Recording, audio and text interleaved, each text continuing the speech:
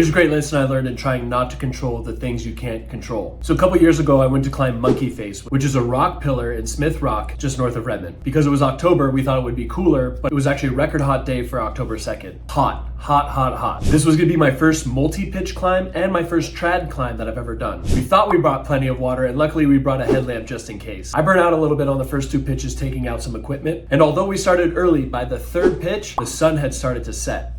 I was so nervous about climbing in the dark. And I was on this wall about 45 minutes longer than I should have been. And we were in this deep canyon with climbers on every peak watching us climb this huge pillar. We were the only people on the pillar and everybody was excited to see how we would do. I was sucking. With that said, I'm burnt out, my hands are bloody, I'm just about in tears, I'm dying on this rock, not thinking I can make it. And I remind myself that no one's coming to save my ass. And Monkey Face has some really distinct features. It's got this mouth that makes it look like a monkey, and you climb up into the mouth just before the fourth pitch. I'm on this wall doing aid climbing. It's my first time aid climbing, and I just can't figure it out correctly. And the sun starts to set. I call up to my buddy, and he said, hey, just take 2 minutes and just breathe and think through it. I took more like 5 minutes, and I sat there and started to breathe, inhale and exhale. And in that moment, I realized why I was so frustrated was because I was scared to climb in the dark. And again, in that moment, I told myself, Donnie, you're just gonna have to climb in the dark. And a feeling of calmness kind of came over me, a little bit of serenity as I just accepted my fate. I realized that I wasn't controlling myself, I was trying to control the speed of the day. And I could not, for the life of me, slow the rotation of the earth. So I told myself, Donnie, you're just gonna climb in the dark and get after it. So after I calmed down a little bit, I finally finished this aid climb. And as these climbers and hikers are howling like coyotes, I'm pulling myself into the mouth of the monkey. The sun starts to set over the hills